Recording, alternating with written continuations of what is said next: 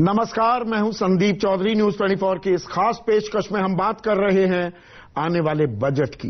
1 फरवरी को आप जानते ही हैं देश की वित्त मंत्री निर्मला सीतारमण आम बजट पेश करेंगी, तो उनके पिटारे में, उनके पोटली में क्या होगा। इकोनॉमिक सर्वे, आर्थिक सर्वेक्षण सर्वे सामने आ चुका है और उसमें वी शेप्ड रिकवरी की बात की जा रही है कि 23.9% का हमने गोता खाया, फिर 7.5% का, कुल मिलाकर -7.7% हमारी ग्रोथ रेट रहेगी इस साल, यानी कि 2020-21। लेकिन 21-22 में हम 11.5% की रफ्तार पकड़ लेंगे, विकास दर हमारी इतनी रहने वाली है। तो वी शेप्ड रिकवरी, इसके मायने क्या हैं? आंकड़ों से ही उत्साहित हो जाएं या सूरत हाल क्या है हमारी अर्थव्यवस्था की, कॉरपोरेट जगत की, उनकी उम्मीदें बजट से क्या हैं? मेरे साथ महेश गुप्ता, सीएमडी हैं केंट आरओ सिस्टम के, और अनंत सिंघानिया, युवा चेहरा हैं, सीईओ हैं जेके एंटरप्राइजेस के। और अनंत, जो मैंने शुरुआत में भी कहा कि 11.5% हम हो जाएंगे, V shaped recovery Krishnamurthy Subramanian कह रहे हैं, ये आंकड़े ये देखने में बड़े अच्छे लगते हैं, लेकिन दरअसल कहानी तो ये है कि हम 2 साल पहले जहां थे वहां हम पहुंचेंगे अगले साल। तो दरअसल जब अपनी पोटली, आजकल ब्रीफ केस लेकर नहीं आ रही हैं निर्मला सीतारमण, अपनी पोटली लेखा जोखा लेकर आएंगी, तो आप उम्मीदें क्या लगाए बैठे हैं? इकोनॉमी को बढ़ाने के लिए एक बड़ा कदम, सिलसिलेवार तरीके से ताकि हम चलें, एक बड़ा कदम जो आप चाहते हैं कि वित्त मंत्री घोषित करें। Thank you. मेरे हिसाब से कोविड से इंडिया को बहुत तकलीफ हुआ है, पूरे दुनिया भर में बहुत तकलीफ हुआ है, और हमें कम से कम 2 साल लगेगा ये कोविड को रिकवर करने के लिए। वैक्सीन इम्प्लीमेंटेशन बहुत जरूरी है। मैं सोचता हूं कि यदि गवर्नमेंट बजट हेल्थ केयर में इसमें बहुत इंपॉर्टेंस दे कि अगले 3 से 6 महीने में हर एक आदमी को वैक्सीन दे दिया जाए, ताकि हमारी जो रिकवरी होगी वो एकदम जल्दी हो जाए। जो 11% ग्रोथ की बात कर रहे हैं, आप एक तरह से देखें तो इट इज हिस्टोरिकल, पर बेस कम होने से 7% डाउन होने से, बेस का खेल है ना, बेस का प्रॉब्लम है। हाँ। पर फिर भी आप देखें जो अलग अलग इकोनॉमी है दुनिया भर की, वो उनको भी बहुत तकलीफ हुई है, पर they are not able to grow at 11%। India के पास पॉसिबिलिटी है ग्रो करने के लिए, पर उस पॉसिबिलिटी को वैक्सीन इम्प्लीमेंटेशन सबसे इंपॉर्टेंट चीज रहेगा अपने को रिकवरी करने के लिए। Fair point. लेकिन ये जो है ना, ये हम अपने जो ये आंकड़े हैं उनको सही मायने में जमीन पर उतारने के लिए महेश गुप्ता, पैसे की भी जरूरत है ना। 20,97,000 करोड़ का एक राहत पैकेज दिया गया, लेकिन वो तरल था, लिक्विडिटी प्रोवाइड कर रहा था। आज की तारीख में भी, और आप केंट आरओज बनाते हैं, आज की तारीख में भी क्या कंजम्पशन हो पा रही है? लोगों की जेब में पैसा है क्या? क्या फिस्कल स्टिमुलस अभी भी उसकी जरूरत है, दरकार है, या दरअसल सरकार के पास पैसा नहीं है? फिस्कल स्टिमुलस की बड़ी बातें हुई, लगता था दिवाली तक आएगा कुछ फिस्कल स्टिमुलस, फिर लगा दिसंबर तक आएगा, वो नहीं आया। जी, उम्मीदें हैं, क्योंकि हमने देखा ऑनरेबल फाइनेंस मिनिस्टर ने बोला ये ऐसा बजट आएगा जो पहले कभी नहीं आया। तो एक होप क्रिएट कर रहे हैं फाइनेंस मिनिस्टर हमको, और हम उम्मीद करते हैं कि ऐसा बजट आए, क्योंकि जब सिचुएशन ठीक नहीं होती है उस वक्त बोल्ड स्टेप लेने की जरूरत होती है। अभी हम लोग देश के अंदर एग्रीकल्चर इकोनॉमी ठीक चल रही है और बारिश अच्छी हुई है। उम्मीद है कि आगे भी एग्रीकल्चर इकोनॉमी ठीक रहेगी, रूरल इकोनॉमी ठीक रहेगी। हाँ, अकेला सेक्टर है जो पॉजिटिव ग्रोथ रेट दिखा रहा है 3.4% की। सर्विस इंडस्ट्री ठीक चल रही है, आईटी इंडस्ट्री बहुत अच्छा कर रही है। आईटी इंडस्ट्री के ऊपर बहुत फॉरेन कंट्रीज के ऑर्डर्स आए हैं, और लोग वर्क फ्रॉम होम से अब एक्सेप्टेड नॉर्म होगी इंडस्ट्री के अंदर। तो मैं समझता हूँ सर्विस इंडस्ट्री भी अच्छा करने वाली है। जो तकलीफ में है वो एक मैन्युफैक्चरिंग इंडस्ट्री और एक कंजम्पशन बेस्ड इंडस्ट्री है, जो अभी बहुत तकलीफ में है, जिसकी वजह से हमारा जो जीडीपी है 7.7% गिरा है, और अगले साल ऐसी उम्मीद की जा सकती है। मैं समझता हूं सरकार को अगर मैं चाहूंगा कि अगर डिसीजन लेता होता तो मैं क्या करता। मैं चाहता कि जो इन्वेस्टमेंट आना चाहिए इंफ्रास्ट्रक्चर में वो इस वक्त राइट टाइम है। और वो इंफ्रास्ट्रक्चर में इन्वेस्टमेंट सिर्फ सरकार कर सकती है। प्राइवेट लोगों के पास इन्वेस्टमेंट करने के लिए दो तकलीफ है, एक तो डिमांड नहीं है और दूसरी तकलीफ है कि इस वक्त सप्लाई साइड प्रॉब्लम आ गई है। सप्लाई साइड भी है, डिमांड साइड भी है। मेरी जेब में पैसे होंगे तभी तो मैं खर्चूंगा, मेरी जेब में पैसे तो आने चाहिए। करेक्ट। तो सप्लाई साइड भी है और डिमांड साइड भी है। सप्लाई, अगर मेरे पास जेब में पैसे भी हैं, आज आप कहीं मशीनरी खरीदने चाहेंगे तो 6 महीने की सप्लाई नहीं है दुनिया के अंदर। हर रॉ मटेरियल के प्राइसेस बढ़ चुके हैं। हर जगह पे शिपिंग इंडस्ट्री में जाएंगे तो कोई आपको वेसल नहीं मिलता माल बाहर से लाने के लिए। तो प्रॉब्लम दोनों तरफ है इस वक्त, सप्लाई साइड भी है, डिमांड साइड भी है। और सप्लाई साइड की बात को मैं थोड़ा सा और आगे बढ़ाता हूं। अनंत सिंघानिया, देखिए क्या हकीकत ये भी है, एक तरफ इंडस्ट्रियलिस्ट का, इंडिया इंक का ये कहना कि भाई हमें कुछ फिस्कल स्टिमुलस दो, पैसा चाहिए, निवेश करेंगे तभी तो आगे कुछ उत्पादन और बढ़ पाएगा। पर जहां पैसा है भी, और आप जानते हैं मुझसे बेहतर और मैं भी जानता हूं, पैसा तो है लेकिन पैसा आजकल कैपिटल फॉर्मेशन में, फैक्ट्री चलाने में, फैक्ट्री लगाने में नहीं लगाया जा रहा। ये आजकल सारा पैसा जा रहा है स्टॉक मार्केट में, जो 50,000 भी छूता दिखा। अभी 1-2 दिन से करेक्शन आई है। अभी कोई पैसा लगाने के लिए भी तैयार नहीं है। अभी भरोसा नहीं है क्या लोगों को, इंडिया इंक को, आप जैसे लोगों को भी अपनी ही अर्थव्यवस्था में, कि पैसा लगाएंगे उसका रिटर्न मिल पाएगा कि नहीं। महेश गुप्ता, आप ही इस बात का जवाब दीजिए। अनंत से अभी कनेक्शन ठीक करते हैं। नहीं, मेरा मानना है कि हम लोग को बहुत कॉन्फिडेंस है। मैं अपनी कंपनी की बात कर सकता हूं। हम लोग 3 फैक्ट्री और लगाने के लिए जा रहे हैं और हम लोगों का बहुत एग्रेसिव स्टेप हम लोग ले रहे हैं कि आने वाला समय इस देश का समय है, एक्सपोर्ट करने का समय है। और हमको आज अगर सब सस्ते टाइम पे काम नहीं किया, आज नहीं अगर हम लगाएंगे अपनी मैन्युफैक्चरिंग फैसिलिटी, तो आने वाले समय में हम उस डिमांड को मीट नहीं कर पाएंगे। नहीं, आप अपवाद एक्सेप्शन टू द रूल है क्या? मैं एक जनरल पिक्चर अगर कह रहा हूं, जो मैं सवाल पूछ रहा हूं, क्या मैं गलत जानकारी दे रहा हूं या गलत सवाल पूछ रहा हूं? नहीं, आप गलत नहीं जानकारी दे रहे। हर एक इंडस्ट्री के साथ अपनी अपनी उम्मीद है। जो ऑपरेशन में फंसा हुआ है वो फिर फंसा हुआ है, उसके पास पैसे नहीं है लगाने के लिए।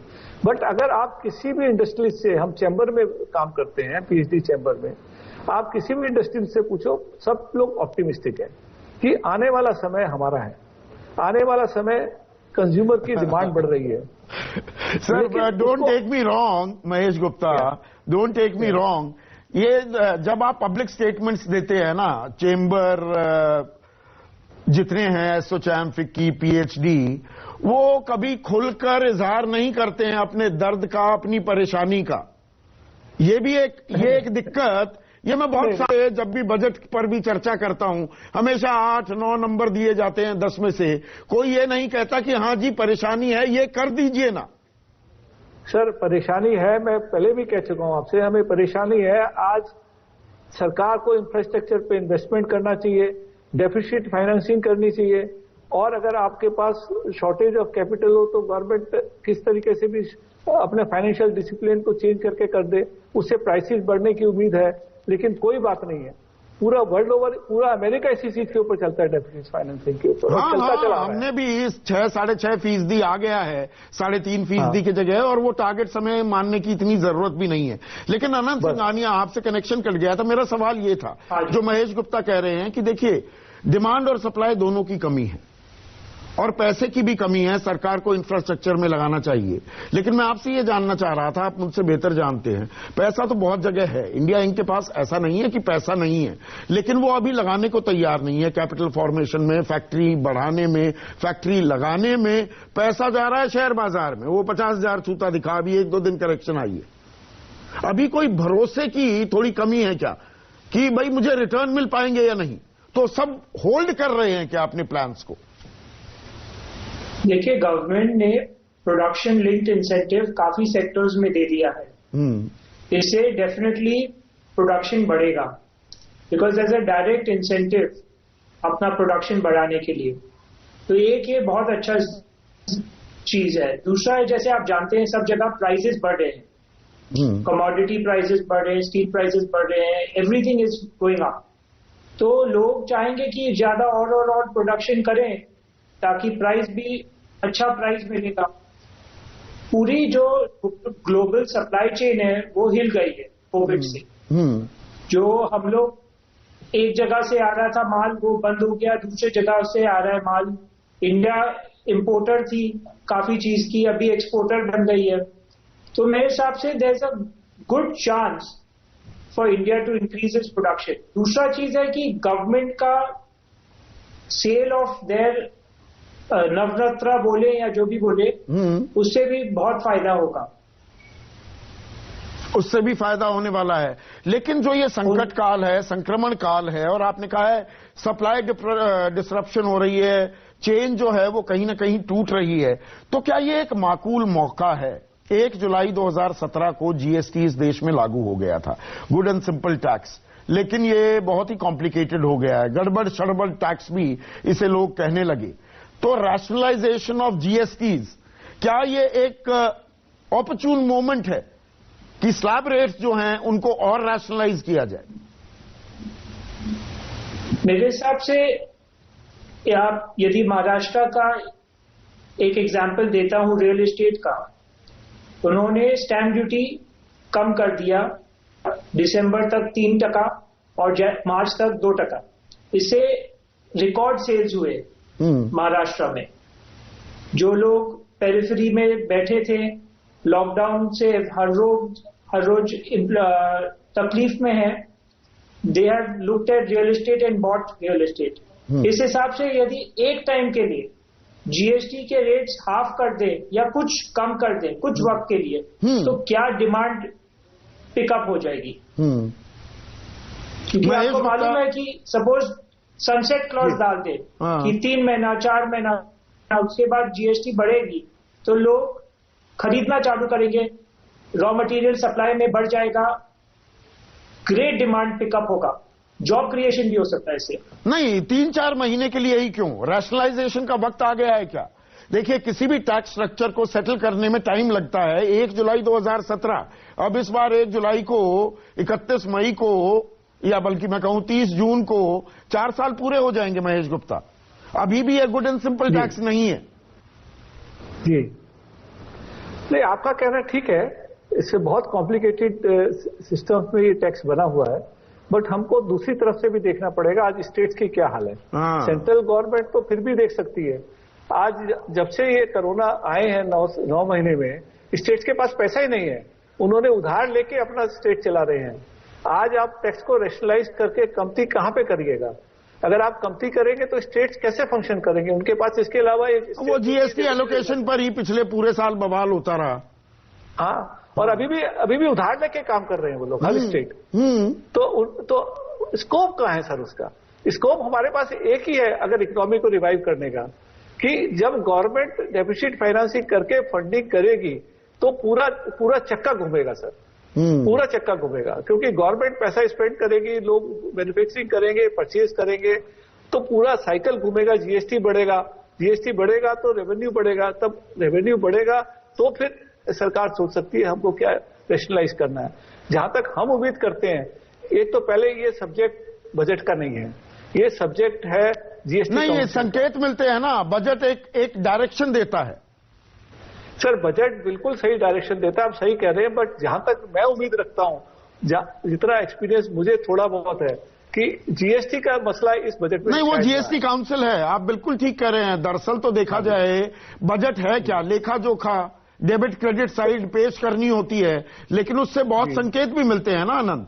और इसमें एक लास्ट कमेंट आपका चाहूंगा। देखिए, इस संकट काल, संक्रमण काल में बेरोजगारी एक बड़ी समस्या है। युवा बेरोजगार हुआ, नए अवसर क्रिएट नहीं हो रहे हैं, उस पर तो एक क्लियर इंडिकेशन, डायरेक्शन, और ये इंडस्ट्री के भी फेवर में है, ये आम जनता के भी, मेरे दर्शकों के भी फेवर में होगा। देखिए, जॉब क्रिएशन, स्किल डेवलपमेंट बहुत जरूरी है। I think at the peak of the pandemic करीबन 2 करोड़ जॉब लॉस हो गए थे।